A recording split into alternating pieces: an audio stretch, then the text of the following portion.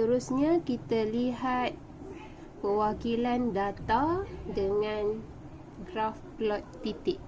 Okey, perwakilan data dengan plot titik boleh lihat buku teks contoh 7 muka surat 272. Okey, cikgu sudah salingkan soalan dalam contoh 7. Masa rawatan pergigian dalam minit yang diberikan kepada 14 orang pesakit oleh seorang doktor gigi adalah seperti yang ditunjukkan di bawah. Wakilkan data itu dengan plot titik dan berikan justifikasi kepada kesesuaian perwakilan data ini. Okey, jadi ada 14 orang pesakit. Okey, kita lihat sini ada 7, sini pun ada 7, jadi ada 14 orang pesakit. Masa rawatannya seperti yang ini. Jadi bagaimana kita nak buat plot titik? Okey, langkah-langkah yang perlu kita lakukan. Yang pertama, lukis satu garis nombor mengufuk yang meliputi julat bagi data yang diberikan. Okey, jadi kita lukis satu garis mengufuk. Okey, seperti ini. Mengufuk. Okey, ada anak panah ke kiri dan ke kanan sini. Okey, yang seterusnya kita tuliskan masa yang diambil oleh doktor tersebut. Masa minimum kita lihat dekat sini. Dalam taburan data ini kita cari masa yang paling minimum. Okey, jika cikgu lihat di sini ialah nilai yang paling minimum. Okey, masa yang paling maksimum pula ialah 25. Yang ini ialah maksimum. Okey, jadi kita tahu dalam kita punya garis mengufuk ni, masa yang paling minimum ialah 17 dan masa yang paling maksimum ialah 25. Okey, katakan cikgu letakkan dia dengan jarak 1 cm. Okey, 17. Kemudian cikgu letakkan yang seterusnya. Okey, 18, 19, 20, 21, 22, 23, 24, 25. Okey, cikgu labelkan 21, 22, 23, 24 dan 25. Okey. Dan jangan lupa labelkan di bawah ini, garis mengufuk ini ialah masa dalam minit.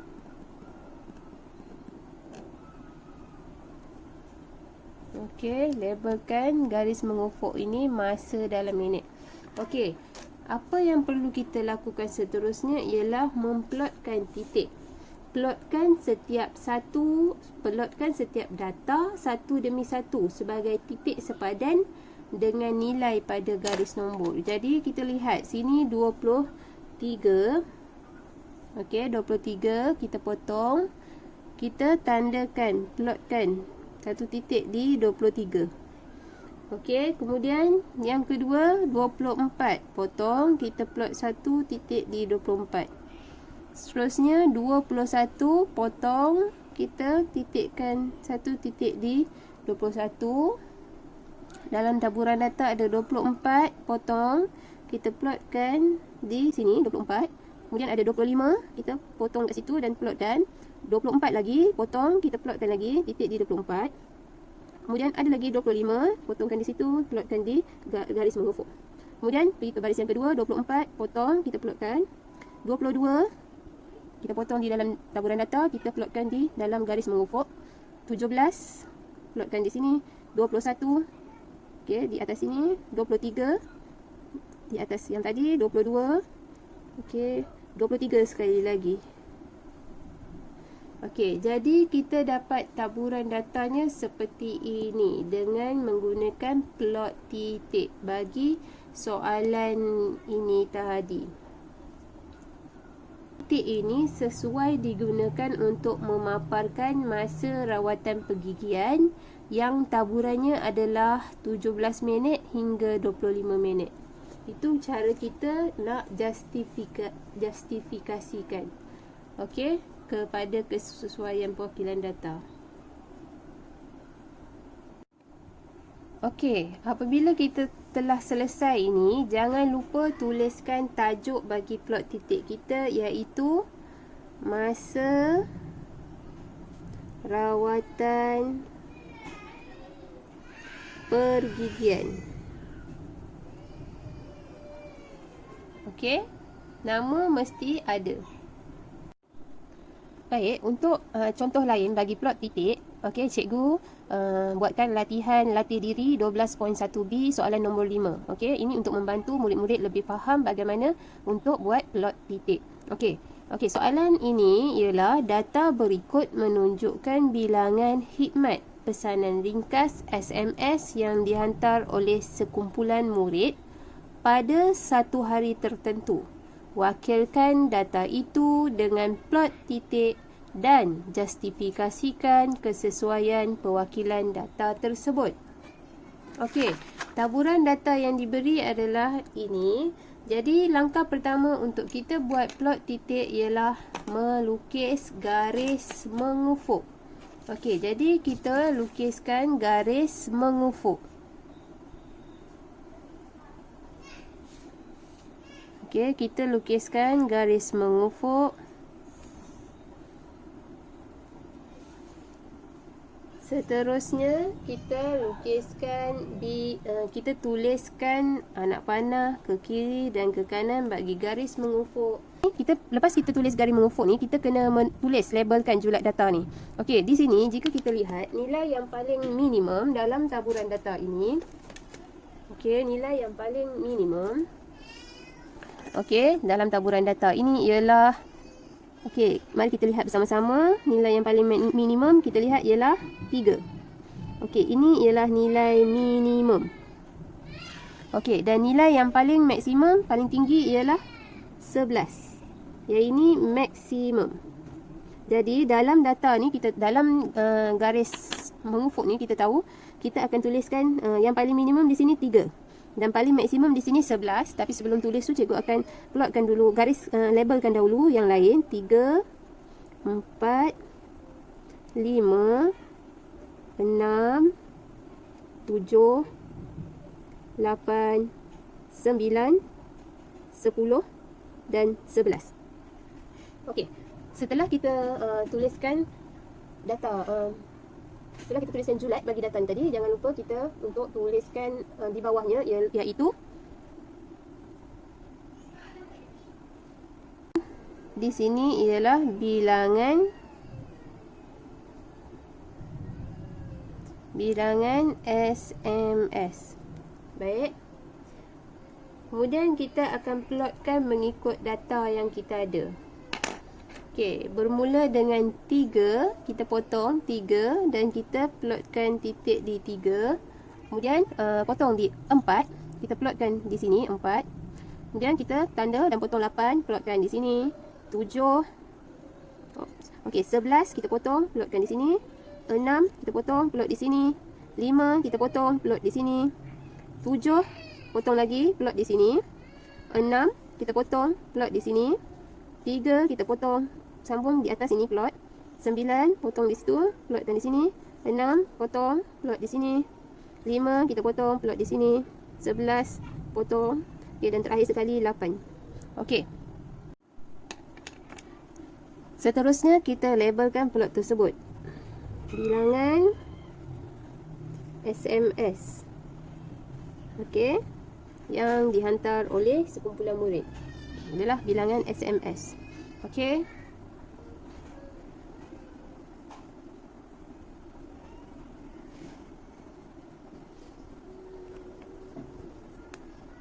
Alright. Okey.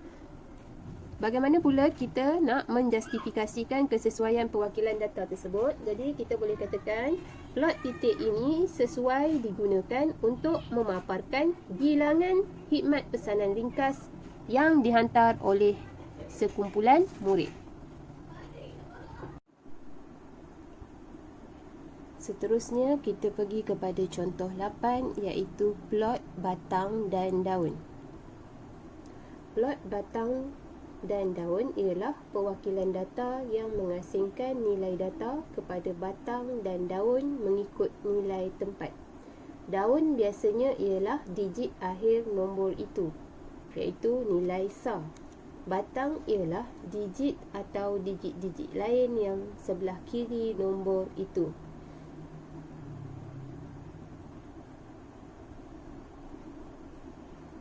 Okey, kita lihat contoh 8. Data di bawah menunjukkan markah ujian matematik bagi 20 orang murid di sebuah kelas. Wakilkan data itu dengan plot batang dan daun dengan berikan justifikasi kepada kesesuaian perwakilan data ini.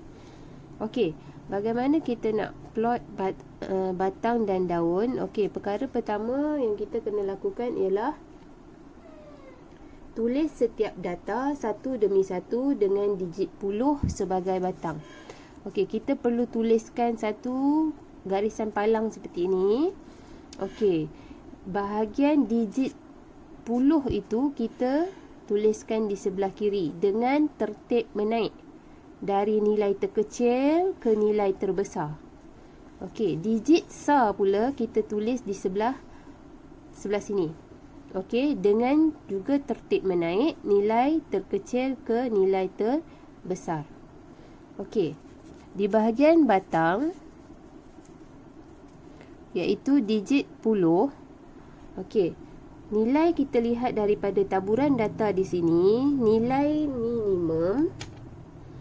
Okey, nilai minimum dalam taburan data ini ialah 32. Okey, ini ialah nilai minimum. Okey, nilai maksimum ialah 86. Okey, ini nilai maksimum. Okey, maksimum. Okey, nilai minimum, nilai maksimum. Okey, jadi kita tuliskan di dalam carta kita sini, dalam plot batang dan daun ni. Okey, nilai minimum tadi ialah 32. Digit 10 kita tulis di sebelah batang di sini, 3. Kita senaraikan dahulu digit 10-nya. Okey, di bahagian kita senaraikan bahagian batang ini dahulu. Okey, kemudian ada 40, 50, 60, 70, 80. Baik, di sini ialah nilai minimum 32 dan juga nilai maksimum 86. Okey, kita telah senaraikan kesemua digit puluhnya di sebelah sini. Kemudian kita semak satu persatu. Untuk digit puluh yang 3 ada satu saja. Kita boleh terus tuliskan digit SAR-nya di sebelah, iaitu 2. Okey, dan kita palangkan supaya menunjukkan kita sudah gunakan data ini.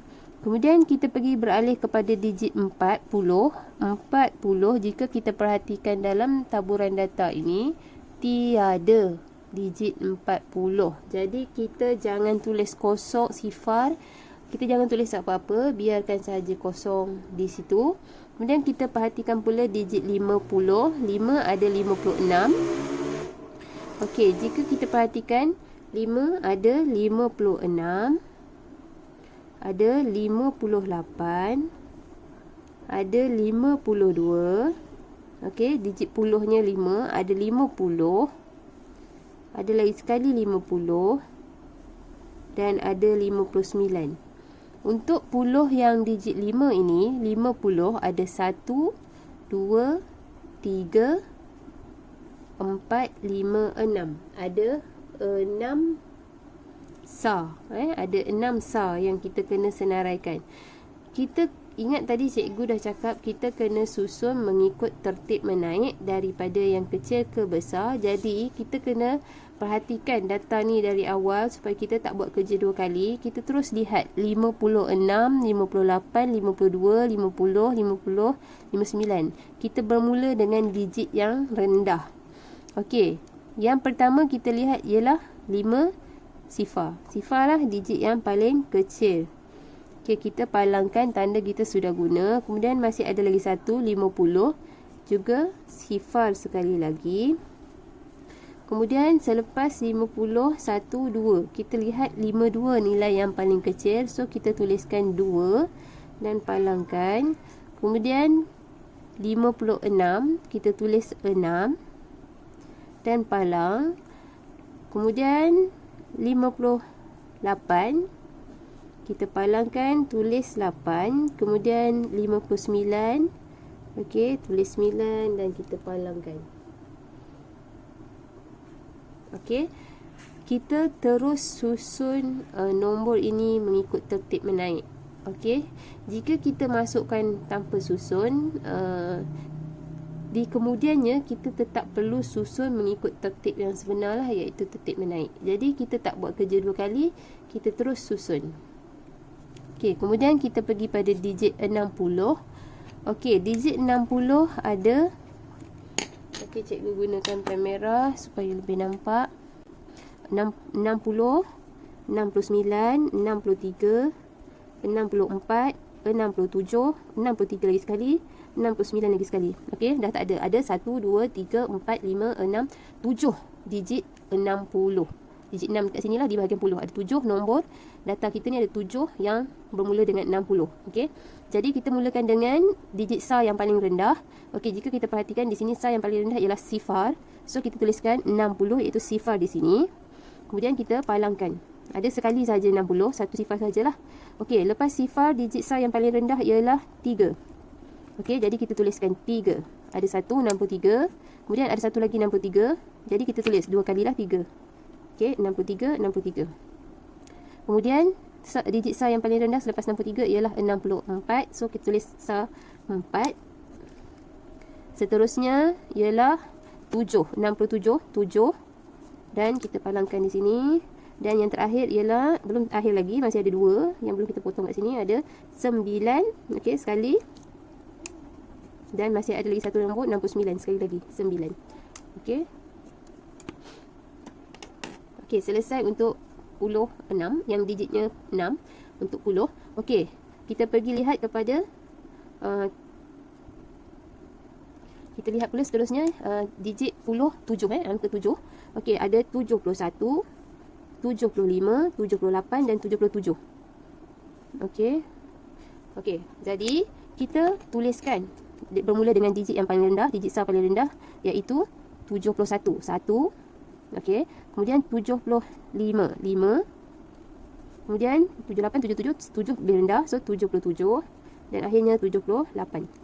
Okey, habis untuk puluh digit 7. Okey, untuk seterusnya kita lihat nombor 80. Okey, digit 80.